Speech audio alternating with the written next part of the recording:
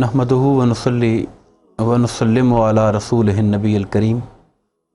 अम्मा बाद फ़ाऊज़ु बिल्लाहि मिनश्शैतानिर रजीम बिस्मिल्लाहिर रहमानिर रहीम। आज हम इंशाअल्लाह 10वें पारे के बाज़ अहम मज़ामीन के हवाले से गुफ्तगू करेंगे। 10वें पारे में सूरा अल अनफ़ाल का एक बड़ा हिस्सा है और साथ ही सूरा तौबा का कुछ हिस्सा है। सूरा अल अनफ़ाल,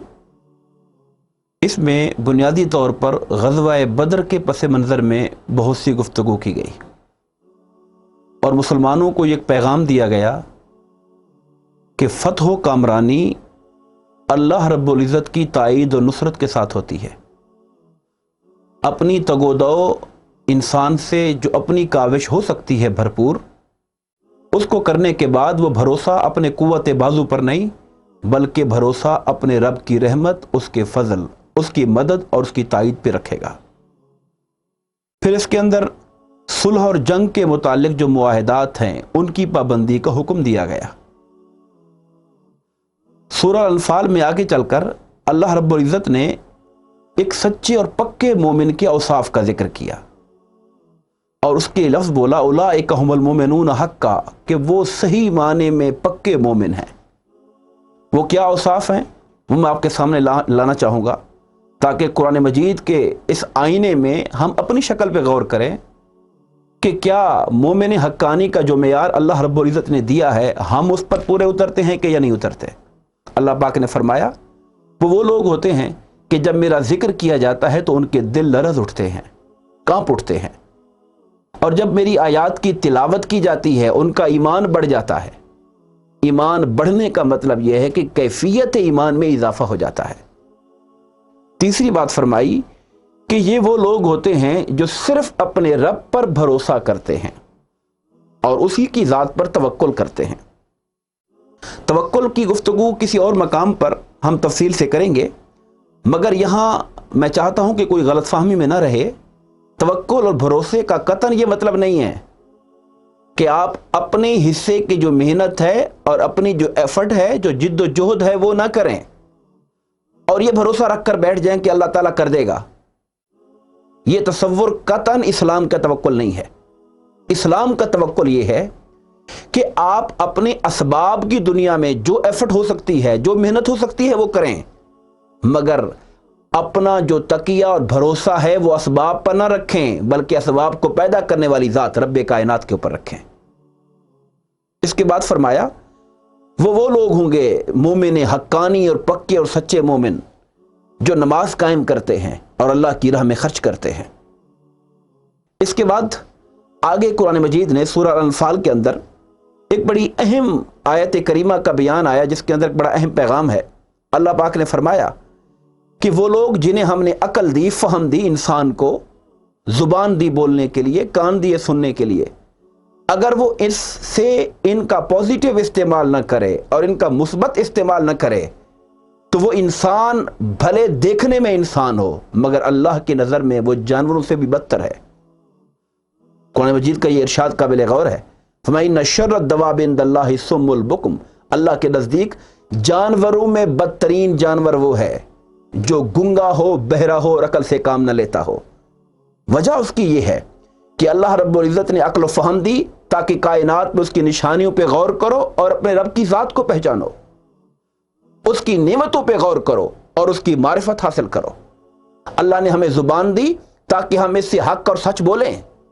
और इंसानियत के काम आएँ, जुल्म के खिलाफ आवाज़ उठाएं। अल्लाह पाक ने हमें कान दिए ताकि हम इसका मुस्बत इस्तेमाल करें। जो आदमी इनका इस्तेमाल न करे और अपने रब की चमकदार आयात और निशानियों को सामने पाकर भी उसको देखकर अपने रब को पहचान न सके तो खुदा फरमाते फिर वो जानवर से बदतर है। चूंकि जानवर तो माजूर है, हमने उसे अकल नहीं दी, वो तो मजबूर है। इंसान को तो अकल दी मगर उसने अकल को इस्तेमाल न किया। फिर इस सूरा के अंदर आखिर के अंदर अल्लाह पाक ने सहाबा किराम का जिक्र किया और सहाबा किराम के पस मंज़र में फरमाया कि वल्लज़ीना आमनू, वो लोग जो ईमान लाए, वहाजरू, जिन्होंने हिजरत की, अल्लाह की राह में जिहाद किया। अब ये औसाफ वो हैं जिसका इतलाक उन सहाबा पर होता है जो मक्का से मदीना हिजरत करके आए थे। और फिर फरमाया और वो लोग जिन्होंने ان کو ٹھکانہ دیا مہاجر ہجرت کر کے آنے والوں کو، اور پھر ان کی مدد کی اور ان لوگوں کے ساتھ پورا تعاون کیا۔ قرآن کہتا ہے اولئک ھم المؤمنون حقا، یہی وہ لوگ ہیں جو پکے اور سچے مومن ہیں۔ میں یہاں یہ بات ایک انتہائی معذرت کے ساتھ عرض کرنا چاہوں گا اور انتہائی دل کی تکلیف سے کہنا چاہوں گا کہ آج بدقسمتی سے ہمارے اندر یہ کہنے والے بھی لوگ ہیں کہ معاذ اللہ صحابہ کرام بھی اپنے ایمان پر قائم نہ رہے تھے، اور چند لوگ بچ گئے تھے جن کا ایمان محفوظ رہا تھا۔ مگر قرآن مجید اس بات کی گواہی دے رہا ہے کہ ہجرت کر کے آنے والے لوگ اور وہ لوگ جنہوں نے مکہ میں، مدینہ منورہ میں ان کو پناہ دی، ان کے لیے اپنے دست و بازو بچھا دیے، ان کے ساتھ تعاون کیا، میرے رب کا فرمان ہے اولئک ھم المؤمنون حقا، یہی پکے سچے مومن ہیں۔ بدقسمتی سے آج ہمارا نوجوان تاریخی روایات کی طرف دیکھ کر انتشار کا شکار ہو جاتا ہے، جبکہ ہمیں اللہ اور اس کے رسول اور صحابہ کے باب میں تاریخ پر نہیں بلکہ قرآن و سنت پر بھروسہ کرنا چاہیے، اور اس کی روشنی میں دین کو سمجھنا چاہیے اور صحابہ کرام کے مقام کو جاننا چاہیے۔ اس کے بعد سورہ توبہ کا آغاز ہوتا ہے۔ سورہ توبہ کے آغاز کے اندر ہی یہ وہ صورت ہے جس کے شروع میں بسم اللہ الرحمن الرحیم نہیں پڑھی جاتی۔ علماء نے اس کی بہت سی توجیحات بیان کی، مگر ایک وجہ یہ بیان کی جاتی ہے چونکہ اس کے ابتدا میں ہی کفار اور مشرکین کے ساتھ اظہار ناراضگی ہے، اظہار برات ہے، اور ان سے جو معاہدات کیے گئے تھے اور وہ ان معاہدات کی خلاف ورزی کر رہے تھے ان سے توڑنے کا اعلان کیا گیا۔ اس لیے یہاں پر اللہ تعالیٰ کی رحمت، صفت رحمت کا ذکر ابتدا میں نہیں کیا گیا۔ آپ جانتے ہیں کہ جب حضور علیہ الصلوۃ والسلام مدینہ منورہ تشریف لے آئے اور صلح حدیبیہ کے بعد مشرکین مکہ کے ساتھ معاہدات ہوئے اور اس کے بعد اور بھی معاہدات ہوتے رہے، مگر ان میں سے بیشتر کی وہ خلاف ورزی کرتے تھے۔ اللہ رب العزت نے پھر اس موقع پر جب حضرت سیدنا صدیق اکبر رضی اللہ تعالیٰ عنہ کی قیادت میں 9 ہجری کے اندر حج کا قافلہ گیا، ان کے پیچھے اللہ پاک کے حکم سے حضور نبی کریم نے حضرت سیدنا علی رضی اللہ تعالیٰ عنہ کو بھیجا اور کہا کہ جا کر یہ اعلانات کر دیے جائیں کہ اس سال کے بعد کوئی مشرک کعبہ کے پاس نہیں آئے گا۔ یہ فتح مکہ کے بعد والا حج ہے، جب مسلمانوں کو مکہ پر اتھارٹی حاصل ہو گئی تھی، کنٹرول حاصل ہو گیا تھا۔ کہا اب اس سال کے بعد کوئی مشرک کعبہ کے پاس نہیں آئے گا، کوئی شخص آئندہ برہنہ طواف نہیں کرے گا جیسا کہ پہلے زمانہ جاہلیت میں ہوتا تھا، اور فرمایا اس بات کا اعلان کر دو کہ جنت میں سوائے مومن اللہ اور اس کے رسول پر ایمان رکھنے والے کے سوا کوئی داخل نہیں ہوگا، اور اس بات کا اعلان کر دیں کہ وہ لوگ جن سے ہمارا عہد پہلے سے ہے اور ان سے انہوں نے کوئی خلاف ورزی نہیں کی وہ قائم ہے، مگر وہ لوگ جن لوگوں کے ساتھ عہد کی مدت متعین نہیں ہے انہیں 4 ماہ اور 10 دن دیے جاتے ہیں کہ وہ اس بات کا فیصلہ کریں کہ انہوں نے ایمان اور اسلام قبول کرنا ہے یا مسلمانوں کے خلاف آمادہ جنگ ہونا ہے۔ اس کے بعد سورہ توبہ کے اندر دیگر بہت سے اہم مضامین کے بعد ایک بڑا اہم نقطہ جس طرف متوجہ کرنا چاہتا ہوں۔ اللہ پاک نے فرمایا کہ اللہ اور اس کے رسول اور دین کی خاطر جد و جہد اور جہاد، اس کے لیے جو محبت ہے، اس پر جو چاہت ہے، یہ انسان کو دنیا اور ما فیہا سے بڑھ کر ہونی چاہیے۔ بطور مسلمان ہمارے اوپر یہ واجب اور لازم ہے کہ ہم قرآن مجید کے مطابق کہ جو مومن ہوتے ہیں وہ سب سے بڑھ کر اللہ سے محبت کرتے ہیں، اور یقین رکھیے کہ اللہ اور اس کے رسول کی محبت 2 جدا چیزیں نہیں ہیں، بلکہ رسول اللہ سے محبت کرنا اللہ سے محبت کرنا ہے۔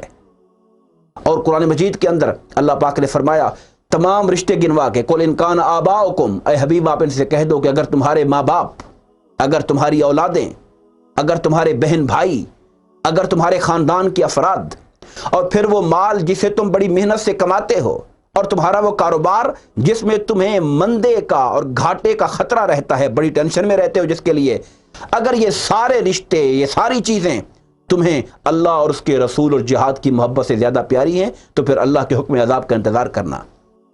ہمارے لیے یہاں یہ پیغام ہے بطور مسلمان کہ مسلمان کے لیے دنیا کے ہر رشتے سے بڑھ کر اللہ اور اس کے رسول کا رشتہ ہے، اور اسی رشتے کو نبھانے میں ہی ہماری دنیا کی بھی خیر ہے، ہماری آخرت کی بھی خیر ہے۔ آخری بات جس پر گفتگو آج کے درس کی ہم ختم کریں گے 10ویں پارے کے حوالے سے، اللہ رب العزت نے اس میں زکوٰۃ کا بھی حکم دیا، اور اس بات پر وعید کی کہ جو لوگ مال اکٹھا کرتے ہیں اور اسے اللہ کی راہ میں خرچ نہیں کرتے، جو منیمم لیول ہے خرچ کرنے کا زکوٰۃ اپنے مال کا 2.5% جو وہ بھی نہیں کرتے، فرمایا اے حبیب پھر ان کو یہ خبر دے دو کہ اللہ کی طرف سے دردناک عذاب ان کا ہوگا، ان کے مال کو تپایا جائے گا اور اسی مال سے ان کے چہروں کو، ان کی پیشانیوں کو داغا جائے گا۔ اور پھر یہ بھی واضح کر دیا کہ یہ جو زکوٰۃ ہے یہ کس کس کو دینی ہے۔ اللہ پاک نے 8 مدات کا ذکر خود قرآن میں کر دیا کہ فقراء کو دو، مساکین کو دو، اور وہ جو جب گورنمنٹ کلیکشن کرتی ہے تو جو کلیکٹر ہوتے ہیں ان کی تنخواہوں کی مد میں استعمال ہو سکتی ہے، تالیف قلب کے لیے، دلجوئی کے لیے اس مد میں علماء نے کہا کہ غیر مسلم کو دی جا سکتی ہے، گردنیں چھڑانے کے لیے وہ لوگ جو جیلوں میں قید ہوتے ہیں یا کوئی غلامی میں پچھلے زمانے میں ہوتے تھے انہیں غلامی سے رہائی دلانے کے لیے،